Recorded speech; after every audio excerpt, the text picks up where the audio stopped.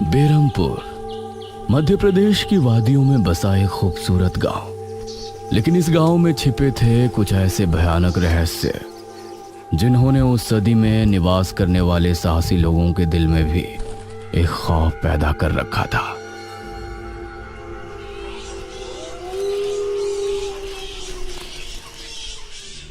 आज तो बहुत दिनों के बाद मित्रों से मिलना हो रहा है, बहुत आनंद आएगा।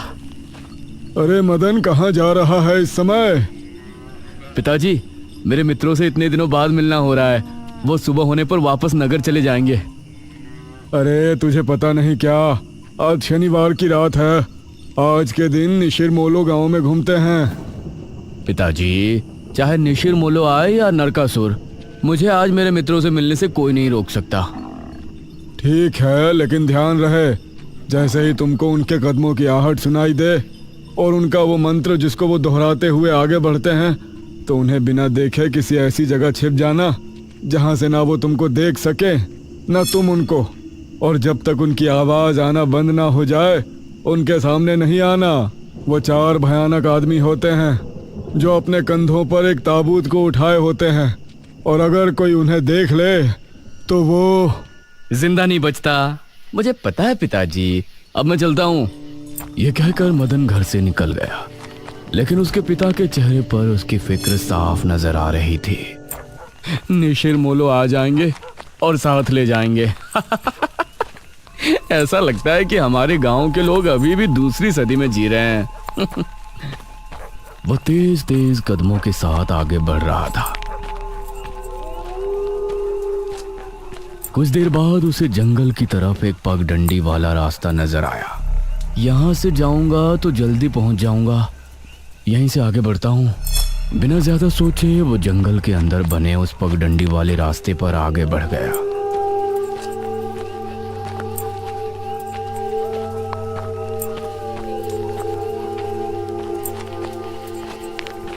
आज तो बहुत मजा आने वाला है, मिलकर खूब मदिरा पान भी करेंगे। तभी उसे भारी कदमों की आहटों के साथ कुछ आवाजें सुनाई देने लगी। इन आहटों और आवाजों को सुनकर वह एकदम से चौंक पड़ा और उसकी आंखें डर से बड़ी हो गईं।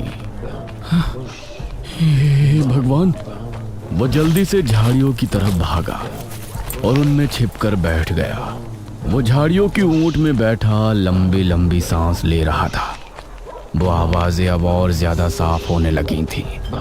उसे यकीन था कि अब वो लोग उसके करीब ही आ रहे हैं। उसने धीरे धीरे छिपकर अपनी एक आंख से उनको देखा और वो हैरान रह गया।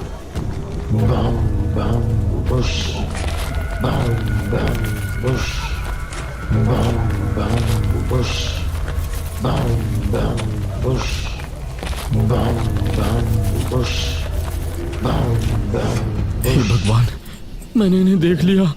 हाँ। मदन पूरी तरह से झाड़ियों में छिप गया और कुछ देर अपनी सांस तक रोके वहां छिपा रहा। फिर उसने धीरे से झांक कर देखा तो अब वो लोग कहीं नजर नहीं आ रहे थे। हाँ, लगता है चले गए। वो वहां से निकला और दोनों तरफ देखा तो वहां कोई नजर नहीं आया। हाँ, शुक्र है भगवान। उसने एक कदम बढ़ाया ही था कि तभी उसे फिर से वही आवाजें अपने ठीक पीछे से सुनाई देने लगी। उसने एक झटके से पलटकर देखा तो वो चारों ताबूत वाले शख्स ठीक उसके पीछे खड़े थे।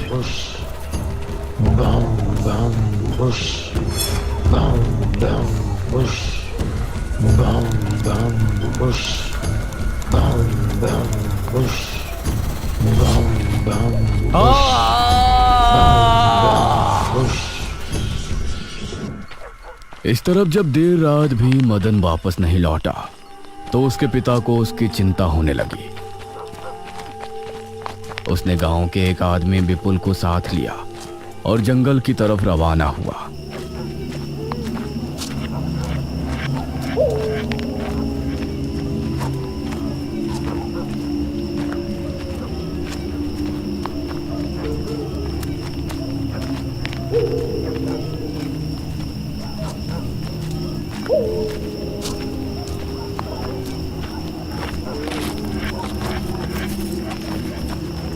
काफी देर बाद एक बरगद के पेड़ के पास जाकर उनके कदम रुक गए और आंखें खौफ से फट पड़ी। उन्होंने मदन को रहस्यमयी परिस्थिति में पाया। उसके चेहरे पर डर और आंखों में खौफ ऐसा नजर आ रहा था कि जैसे उसने हादसे से पहले बहुत ही भयानक मंजर देखा हो। मदन! 400 साल बाद अंधेरा जंगल, सुनसान रास्ता, चारों तरफ सिर्फ पेड़ पौधे और कोहरा। मेघना उनके बीच अकेली खड़ी थी। कोई है? क्या यहाँ कोई है? उसने कुछ कदम आगे बढ़ाए। उसके सवाल का कोई जवाब तो उसे नहीं मिला, लेकिन कुछ टपकने की टप टप की आवाज अब उसे बराबर आ रही थी। मैं यहाँ क्या कर रही हूँ? कौन लाया है मुझे यहाँ पर? वो खुद को वहां पाकर बहुत परेशान थी। तभी उसने देखा कि कोई चीज उड़ती हुई उसी की तरफ आ रही है। वो उसे हैरानी से देखने लगी। पास आने पर पता चला कि वो कोई विशालकाय भयानक पक्षी था। बचाओ! मेघना उससे बुरी तरह से डरकर भागने लगी और वो उसका पीछा कर रहा था। मेघना ने उसे पीछे पलटकर देखा तो वो उसको पकड़ने ही वाला था, लेकिन तभी मेघना एक पेड़ से टकराई। उसने देखा कि उस पेड़ से हरे रंग का पानी टपक कर नीचे गिर रहा था। मेघना उस हरे पानी को गौर से देख रही थी। तभी अरे ओ मेघना, उठ जा यार, कब तक सोएगी? मेघना आंखें मलते हुए नींद से जागी। उसने देखा कि सुबह के 9 बज चुके थे। ओह शिट, हम तो लेट हो गए। तूने मुझे उठाया क्यों नहीं?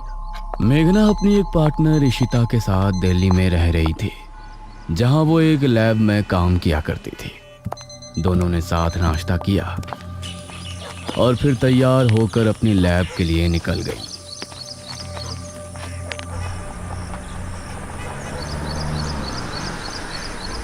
तेरा ऑमलेट खा खा कर मेरा पेट खराब हो चुका है। रोजाना कच्चा ही बना कर दे देती है। शुक्र मना कि कच्चा भी खाने को मिल तो रहा है। तेरे भरोसे रहेंगे तो वो भी नहीं मिलने वाला। सोकर ही 9 बजे उठती है।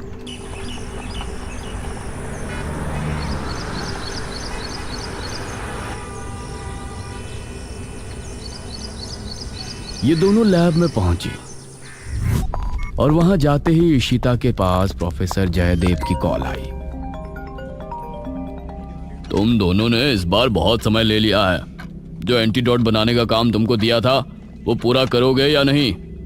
प्रोफेसर साहब, बस ये समझ लीजिए कि काम होने ही वाला है। आप हमें 3 दिन का समय और दीजिए। ये कहकर उसने कॉल काट दिया। तो इतने दिनों से प्रोफेसर को घुमा रही है, आखिर तू ये एंटीडोट तैयार करेगी कैसे? ये सुनकर ईशिता ने एक किताब निकाली।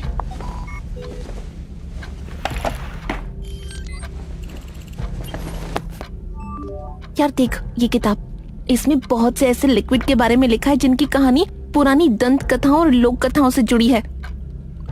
तो तू कहना क्या चाहती है? मुझे इस किताब में बहुत ही अनोखे लिक्विड के बारे में पता चला है, जिसे मृत्युंजय अमृत कहते हैं। हम उस लिक्विड का टेस्ट करेंगे और अगर वो हमारे काम का निकला तो उसे यूज भी कर सकते हैं। मृत्युंजय अमृत? देख, मैं तेरे साथ कहीं नहीं जाने वाली हूँ। ये सब बातें बकवास होती हैं। अरे देख तो सही, इस पेड़ से हर पूर्णमासी की रात ये हरा लिक्विड टपकता है। तभी मेघना ने देखा कि उस पन्ने पर किसी मृत्युंजय अमृत के बारे में लिखा था और उसमें ठीक वही पेड़ दिखाया गया था जो मेघना रोजाना अपने सपने में देखा करती थी।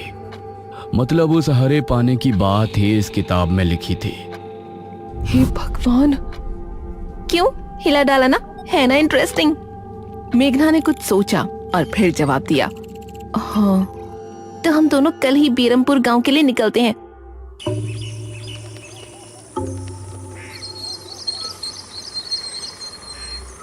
ये दोनों अगली सुबह ही बस से बेरमपुर के लिए निकल गई।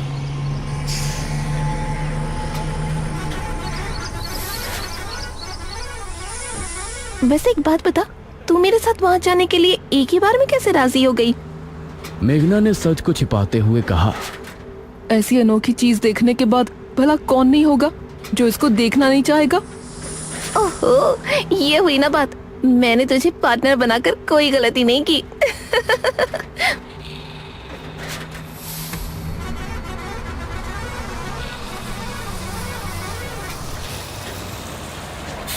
ये दोनों 5 घंटे के सफर के बाद एक जगह उतरी। इनके ठीक सामने एक बड़ा सा गेट था जिस पर नाम लिखा था बेरमपुर। इशिता और मेघना ने जैसे ही गेट के अंदर कदम रखा तो अचानक से मौसम बदला। सूरज मानो बादलों के पीछे छिप गया और एक हवा अपने साथ आंधी ले आई। अरे वाह, गांव का मौसम तो बहुत ठंडा है। इधर गांव के लोग भी अचानक बदलते मौसम को देखकर हैरान रह गए। अरे ये क्या, अभी तक तो काफी गर्मी थी, ये अचानक आंधी कहां से आ गई? मुखिया जी, लगता है बारिश भी जरूर आएगी। इधर मेघना और इशिता दोनों ही गांव की तरफ बढ़ रही थी। यार, ये गांव के लोग ठीक तो होंगे ना? गांव के लोग तो ठीक ही होते हैं, अजीब तो हम शहर वाले होते हैं। ये बात तो तूने बिल्कुल पते की कही। इशिता और मेघना दोनों गांव के चौक पर पहुंची। वहां एक कुआं भी था और वहीं मुखिया भी 2 आदमियों के साथ खड़ा था। अरे बच्चियों, तुम दोनों कौन हो? अब नमस्ते जी, मेरा नाम इशिता है और ये है मेरी दोस्त मेघना। अच्छा बेटा, वैसे हमारे गांव में किस वजह से आना हुआ? वो असल में वो अंकल, हम लोगों को अपनी स्टडी के लिए 5 गांवों के बारे में लिखना है, इसलिए हम लोग यहाँ आए हैं। इसके बाद और 4 गांवों में जाएंगे। ओह अच्छा, फिर तो ठीक है बच्चों, हम तुम्हारी जितनी हो सके उतनी मदद करेंगे। जी अंकल, क्या हमें यहाँ कुछ दिन के लिए रहने के लिए कोई घर मिलेगा किराए पर? अरे बच्चों, तुमको किराए की घर की क्या जरूरत है? तुम दोनों जब तक चाहो मेरे ही घर में रह सकती हो। ठकुराइन वैसे भी लड़कियों से बहुत प्यार करती है। जी शुक्रिया अंकल।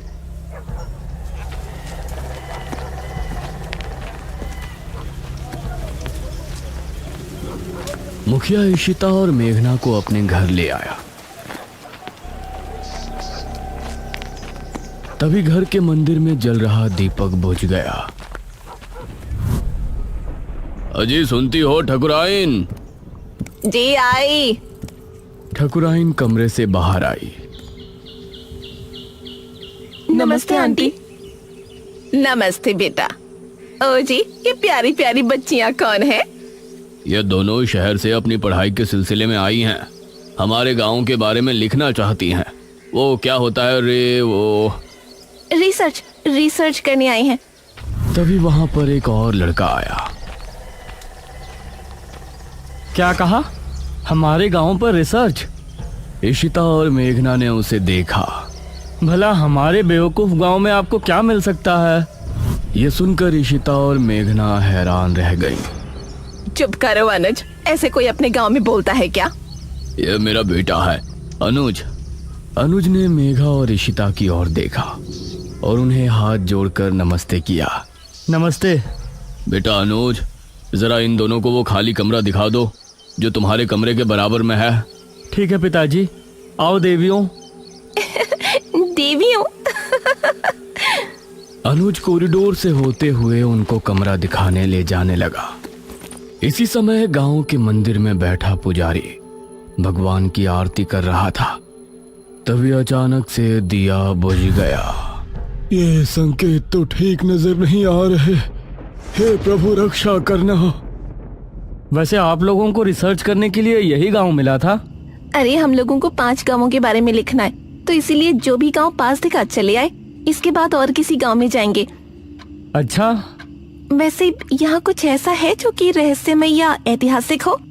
हाँ है ना, एक राजमहल। राजमहल यहाँ?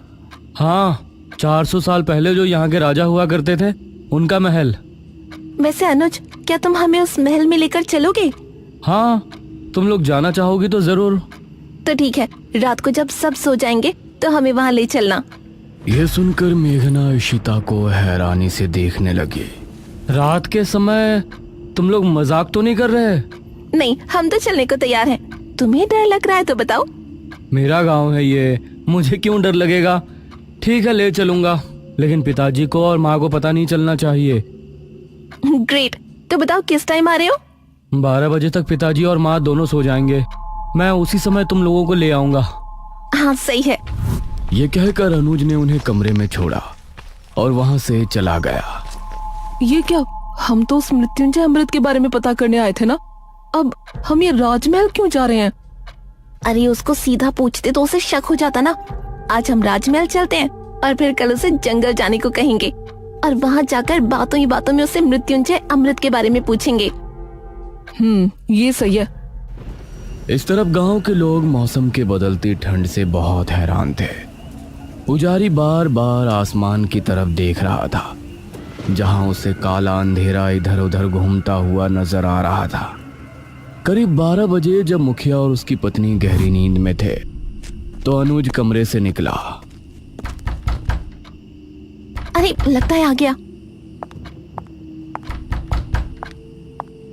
इशिता ने उठकर दरवाजा खोला। हाय अनुज। तुम लोग तैयार हो? हाँ चलो, हम तो रेडी हैं। तो चलो। अनुज इनको लेकर घर से निकला और इन्होंने 2 गलियां पार कर ली थी। उफ, तुम्हारे गांव में हवा इतनी ज्यादा चलती है क्या? रोज तो नहीं चलती, लेकिन शहर की 2 लड़कियों के साथ लगता है उनके शहर का प्रदूषण भी आंधी के रूप में साथ आ गया।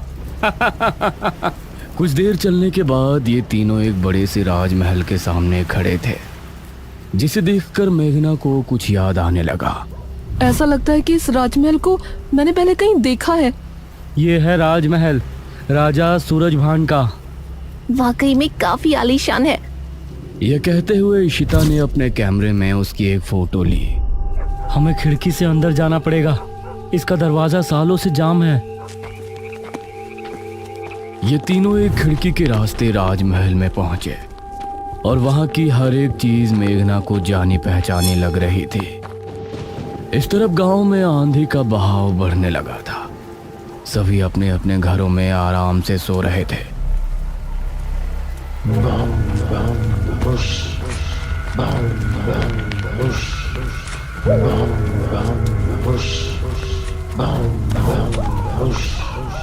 अरे ये आवाज तो निशिरमोलो। गांव के सभी लोगों के दिलों में खौफ उतर आया। उसी समय मुखिया के कमरे में गांव का पुजारी हड़बड़ाता हुआ पहुंचा। मुखिया जी उठिए। मुखिया चौंकता हुआ नींद से जागा। क्या हुआ पुजारी जी, इतनी रात में आप? गांव में निशीर मोलो की आवाज गूंज रही है, सब बहुत डरे हुए हैं। पुजारी जी, ये कैसे हो सकता है? निशीर मोलो यहाँ कैसे आ सकते हैं? वो तो कई सालों पहले सो गए थे। जरूर कुछ ऐसा हुआ है जिससे वो जाग उठे थे। हमारा मन बहुत विचलित हो रहा है।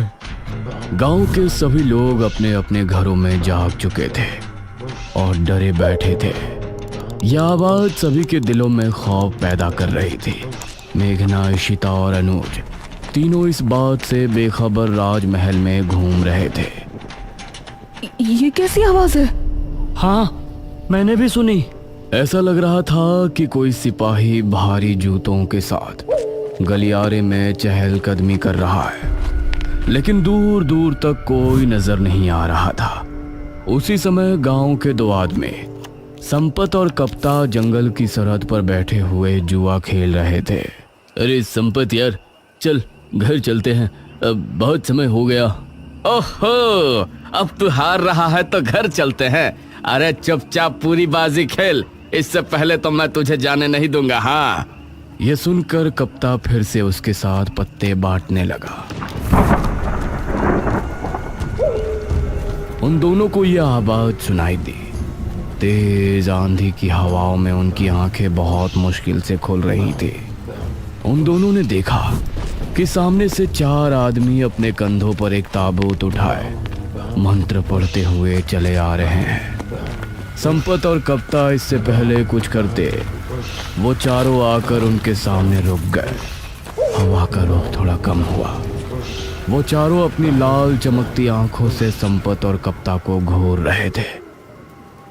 इधर इशिता, मेघना और अनुज को एक दरवाजा खुलने की तेज आवाज सुनाई दी और वो चौंक पड़े। न जाने उस दरवाजे से कौन निकला, जिसको देखकर ये तीनों चौंक पड़े। वहीं संपत और कप्ता के सामने खड़े वो चारों शख्स जो कि निशूर मोलो थे।